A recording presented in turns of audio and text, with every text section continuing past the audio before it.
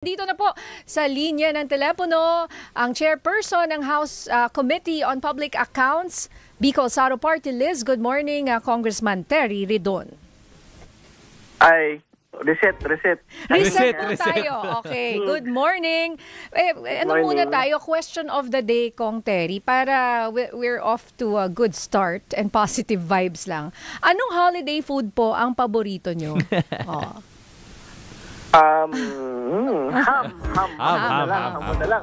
Oh, alam niyo kaya ba? galit na galit ako. Kasi hindi ako makakabili sa 500 ng hamon eh. Parang hindi baka ko naman branded kasi yan. Kung meron daw 170. May 170, bumaba pa nga from 180, naging 170. Hindi, Pero okay gaano naman kalaki yun. Kaya lang, ang sabi ng mga tao, nasan yun? Hinahanap namin. Saan nasan nga tindahan yun, yun? Oo. Yung 170 na hamon, di ba? Oo, nasan nga ba yung, ako rin tama. You're right. Hanapin natin, challenge yan. Pag nakahanap po kayo, i-text nyo sa amin para ma-share. Oo, alamin po natin. Ayan, well, thank you, Kong Terry, for sharing. Okay, sa aming question of the day. Pero eto na po, yung ating question rin namin sa inyo. Sinuspindi na po ng LTO. Ano po ang masasabi nyo doon? Yung sa pag-impound ng e-bike and e-trikes. Katulad na binanggit natin, nagpapasalamat tayo kay Pangulong Bongbong Marcos, kay DOTR Secretary Banoy Lopez, at syempre kay LTO Chief Marcos Lacanelo. Kasi alam niyo, kung hindi ho kumilos talaga yung palasyo, tuloy ho yung impounding ngayon po araw na ito. No? So talagang pasalamat ho tayo sa kanila na nakinig sila dun sa mga kababayan natin. Alam niyo, siyempre, NNC to eh. So talaga maganda pag-usapan yung human interest part nitong laban po na ito. Opo. Talagang Yes. yung mga e-bike users, alam niyo, nag-message sa akin over the course of the last few days. In-explain nila yung halaga ng e-bike sa kanila eh. Kasi talaga yun, it's really yung question of the price eh. Nung tayo, silang e-bikes ngayon, hindi na nila kailangan masahe para sa bicycle, para sa jeep. Pag pupunta sila doon sa mga malapit lang sa mga lugar nila, katulad ng palengke, paaralan, mga trabaho nila. No? So, ibig sabihin nila ba, explain nga nila eh. Alam po ninyo, kung yung dati, 40 to 60 pesos po yung tricycle eh. Per trip, per person. So, halimbawa, may nag-message sa akin, mga dalawang anak niya, hahatid niya sa eskwela, di dalawa sila. Dalawa yung anak niya. Magkano na yun? Yan laking pera na pinag-uusapan natin noon. Opo. Di ba? So kung round trip yun, di 100. Tapos times 3 sila, di 300 na. Kung maliit na tao ka lang, isa mo na makukunin yung 300, pang transport cost pa lang. Opo. Di Opo. ba? Tapos i-impound pa. Oo, di ba? Oo, so malaking bagay talaga yun. So yun, una yun sa paghahatid pa lang sa paaralan yun. Pero pangalawa, may nag-message din sa akin, siyempre ginagamit nila yun sa pamamalengke, hindi pamamasada, kasi bawal yun, pang-prangkisa yun, dapat may public use na yun, pero itong private use, yung pagpunta sa palengke, yung ginagamit nila sa mga negosyo nila, pambili ng mga gamit, tapos pangatlo, yung mga PWDs, may mga PWDs na nag-message sa akin, sinasabi nila, Kung, ito po, kinahatid ho namin yung mga asawa namin sa mga dialysis, paano na yan pag pinagbawal kami? Opo. Hindi na ho namin mahatid yung mga senior namin, hindi na namin yung mga PWD namin kung saan namin sila dapat dalhin. So, kumbaga, meron talagang real talagang human interest, saka siyempre economic justifications. Bakit mahalaga sa puso ng masa? Ito po mga e-bikes sa e-trike. Opo. So kung ito po, at least talagang gagamitin natin itong isang buong buwan na ito para talagang quote-unquote bugbugin yung information dissemination. Kasi as of now, baka lito pa rin po yung publiko eh. Sabihin natin pagdating ng January 2, sino na talaga ang may jurisdiction para quote-unquote hulihin kung sakali magka-violation itong mga e-trikes at e-bikes. Sa inyong opinion, so tama na LTO, tama po ba? Nag-clarify na ako kahapon dun sa mga dapat first, mga next steps. No? Opo. Yung mga next steps talaga nito, dalawang bagay, on registration and license. No? So, kasi doon sa tinatawag na EVIDA law, yung Electric Vehicle Industry Development Act, meron niyang pagtatangi doon sa mga light electric vehicles na 50 kilos pababa tsaka pataas. No? So, yung mga mabibigat na mga LEVs, nakikita natin yun sa kalsada, yun naman yung karamihan. Kailangan mo talaga magkaroon na ng registration mechanism yon.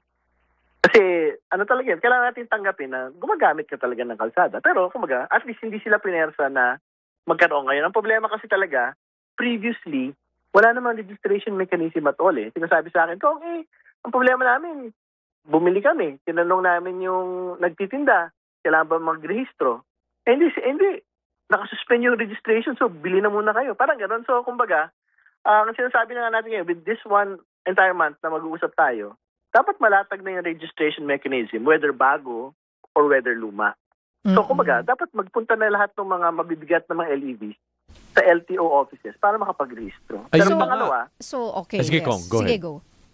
yung pangalawa, yung sa licensing naman. No? So, tinatanggap din namin na pagka mabigat na LEV, no? Yung talaga mga e-trike even na nakikita nyo typically sa mga kalsada natin, dapat may lisensya na yun. Kasi nga, siyempre, ang kinagagalit na ng mga tao, may mga minors na... Opo. May seniors, ha? nakakagamit Oo. sa- Lola, ha? Okay. Lola. Nagda-drive si Lola. Malay mo, ang mata niya, hindi... Nako, sinabi ko sa inyo, meron pa ako ito hindi ko makakalimutan na. Months ago, sa EDSA po. Alam niyo yung wheelchair na parang electric wheelchair? Meron doon parang 80 years old na lolo, nasa EDSA, Sa EDSA? dyan sa malapit dito sa atin. Oh Paglabas my. kong ganon, Oo. Kong, Oo. andun siya sa gitna. Opo. Ewan ko baka dementia, hindi ko rin alam eh. Basta na lang si Lolo. Hindi nga e-bike or e-trike, e-wheelchair. Opo. Oo. Diba? Kung mobility device kasi, alam mo, tingin ko baka yun yung mga medyo magagaan na mga LEVs na tinatawag. Opo. So baka hindi naman kailangan ng lisensya. Pero nasa EDSA siya.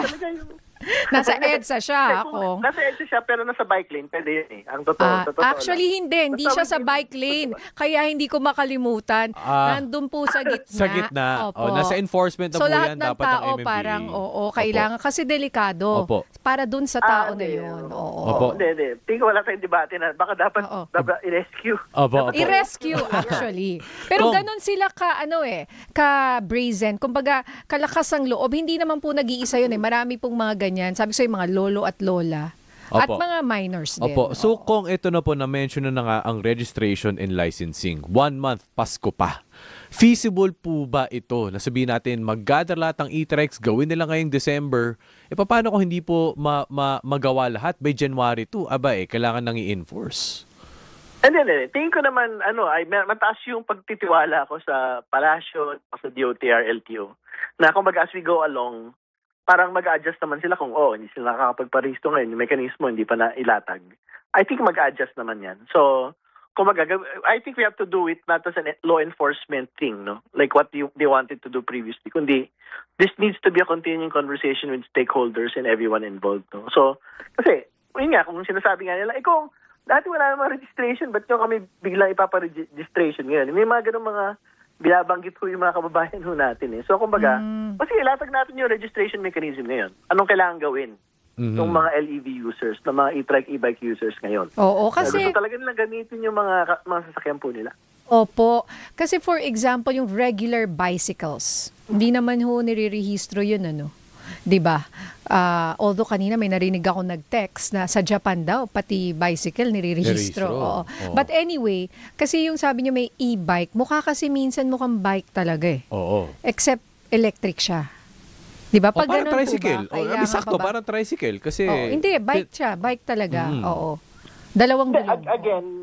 Again, based on weight, yung actually may mga nagsasabi sa akin na mga paano mali pagkakasulat ng batas? Kasi sa ibang bansa daw, hindi siya based on weight, kundi based on how big the makina is.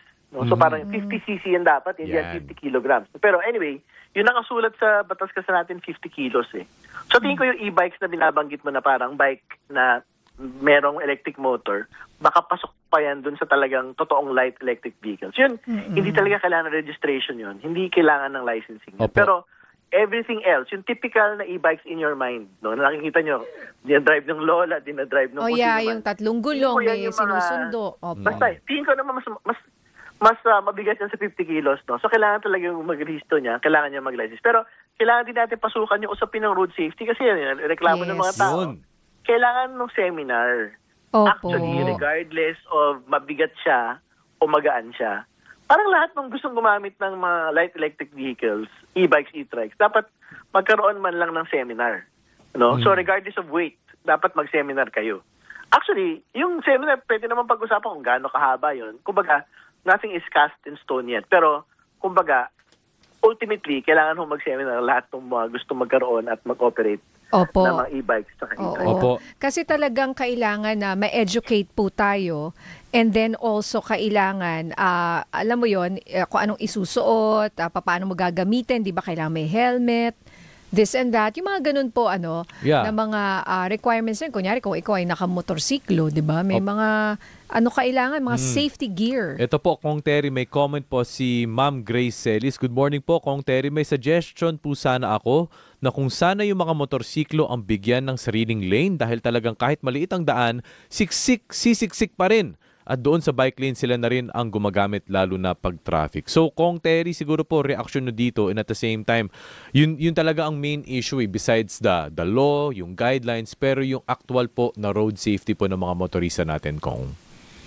Well, I think mahirap pagsamahin talaga sila sa bike lanes kasi mababagal talaga yung bike lanes eh. Dapat dun sila sa normal na lane, magsama sila ng mga four wheels doon, hindi ba? Kumbaga, ano yung problema talaga natin? Itong debate on e-bikes, e-trikes. Ganyan din naman yung debate dati sa motorcycle taxis sa totoo lang. Para kumbaga, feeling ng ibang tao, hindi, dapat kami lang dito sa kalsada, pero ang totoo, we have to be able to share the road, no? Ang totoo, four wheels, motor, e-bikes, e-trikes, bikes, pedestrians should be able to share the road kasi wala naman tayo nagbabayad for the maintenance and new roads. Hindi ba? So, kumbaga, That's true, yes. kailangan mahanap yung mekanismo na talagang pagrespetuhan sa daan at pag-unawa talaga kung ano talaga yung dapat ginagawa for road safety. Oo. So, yun. At may mga tumatawag din sa akin actually. Siyempre, nagreklamo sila doon sa registration and licensing, baka daw mahal or masyadong maproseso.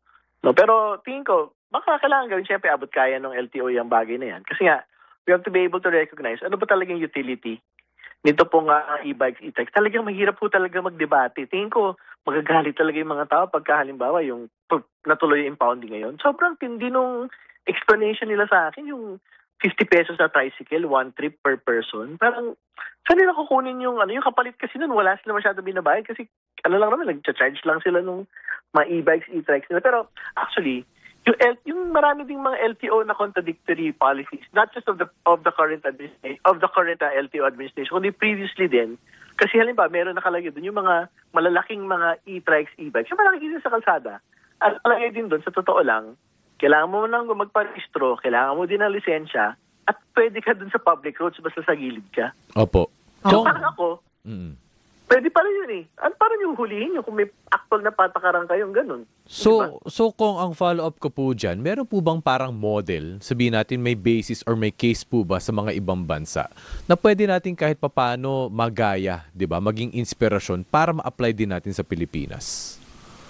Well, syempre, hindi lang sa Pilipinas may mga e-bikes eh. Ang sinasabi nga nila, talagang based on how big the machine is, no? Kung pwede mag-register o hindi. Pero anyway, yung nakalagay kasi sa batas natin, kilos eh, hindi yung laki ng makina. Gaano siya kalaki? Yung size. Kabigat. Bigat. Kabigat. Oo. Bigat-based siya, hindi siya makina-based eh. So, Opo. anyway, Well, okay na yun. just to be yan yung clear, nakasulat ngayon. I just want to clarify po, So, ang gusto po natin, yung mga pwedeng magparehistro, kailangan ng lisensya, yung mga ganyan po, ay yung kumbaga, namamasada. Or pati rin po yung for private use. Pati use. for Actually, private. Okay. Yung namamasada, absolutely no question. Talaga kailangan ng registro. Kasi maraming hindi Oo. But anyway, so sa Kolorum private. na yun, kung mamasada Diyos sila. ko. Oo. Andi lang yan. Di may mga jeep at saka kotse rin yan, di ba? Hulihin rin nila yun, di ba? But anyway, ibang usapan yun. But yun pa, sa private, we're talking about private. So kailangan may lisensya, nakarehistro. Kunyari, kahit na ang gamit mo dyan ay for private use. Dapat talaga. Actually, ayaw ko na masyadong debatiin yun. Pero meron din talaga question on the definitions kung ano ibig sabihin ng exclusive private use. Yung ibang tao, ang pakiramdam nila, exclusive private use for private roads only. O hindi ka pwede gumamit ng kalsada na tinayo ng gobyerno. Parang hindi ata ganun ang ibig sabihin. Ibig sabihin nun, bibili ka lang ng e-bikes, e-trikes para sa taga-village ka, ganun, taga-subdivision ka. Parang hindi naman ata ganun ang ibig sabihin nun. Pero yun, nag-clarify na sila na, hindi. Ganito na lang, basta ibig sabihin na exclusive private use, yung for your own private affairs, no? So ibig sabihin, yung sinasabi ko example na paghatid sa palengke, paghatid sa eskwelahan, pagpunta sa ospital, yan. Yan ang tinatawag na exclusive private jet. Ibig sabihin, hindi siya for hire. Hindi siya pang pasada. Paano kung dual? Kunyari, Kasi kung dual na pang pasada, tsaka pang palengke. At saka pang Kasi private. Opo. Ano, yun na nga. Ibig Kailangan sabihin, mo yun kailangan talaga. ng No lisensya. question na yan. Kasi nga, ultimately, it is being used for hire eh. Yes. Kumbaga walang debate doon. Kailangan mag-register ka sa LGU, kailangan mag-register ka sa LTO for all of these things. Ayan. So at least malinaw po kailangan lang talaga ma-set yung rules and regulations properly at mabigyan ng tamang impormasyon yung ating mga kababayan kasi parang hindi pa sila handa at alam nyo na, karamihan nga sa mga gumagamit po ay mga kababayan po natin na na araw-araw namamasa, ibig sabihin nakikipagsalamuha, 'di ba? Sa ating mga kababayan or what's the word, sorry, mix help. Nakikipagsapalaran. Sapalaran. Thank you, Kong. Ayan, nakikipagsapalaran. Tama. Ito po yung mga kailangan natin sanang pangalagaan din at protektahan. So, maraming salamat Kong Terry. So, bilang panghuli na lang, baka meron po kayong mensahe para sa ating mga kababayan tungkol po dito sa isyong ito at pati na rin po sa ating mga opisyal. Siya, totoo, everything's on the table naman eh. Sa totoo lang po na kung ano yung kailangan gawin ng mga e-bike users, dapat mailatag ho natin para sa road safety, para sa lahat po ng gumagamit ng kalsada. Yung very important ho lang ho talaga, hindi ho siya naikasa today. Kasi ang totoo, the announcement was, I think around Thursday, Friday. Tapos you only had 2 days for you to be able to prepare for it. No? So, kaya thankful ho talaga kami na hindi siya ikinasa para we have an entire month to actually have continuing conversations on the matter. Ano yung talagang kailangan gawin? Katulad na binanggit ko kanina, very important yung registration for the heavier light electric vehicles, very important yung licensing for the heavier light electric vehicles, and yung seminar for all types of light electric vehicles. Dapat magawa po natin yan. Alright. Opo, alright. Thank you, Kong Terry. Thank you, Kong Terry. Kung basta kung nahanap po yung 170 na ham, ha? Pa-message Pakitext, lang. Pero Kong Terry, along the way, within the month, Kong Terry, kasi syempre, tututukan natin itong issue na to. Baka po, syempre, matawagan ulit namin kayo para po for updates. Syempre, kasi pagdating ng December, pagpatapos ng Pasko, baka hindi pa fully compliant. Baka mamaya humingi ulit kumbaga, ma-delay ulit yung proseso nito, di ba? Akala ko update tayo tungkol sa 170 na ham. Ayun din, Kong, ha? Thank you, Kong. Babantayan naman natin yan. Babantayan natin yung ham, tsaka pati itong registration. Alright. Yes. Thank you so much. Ingat po kayo. Hope to see you soon. Thank you, Kong. Kong Terry Ridon.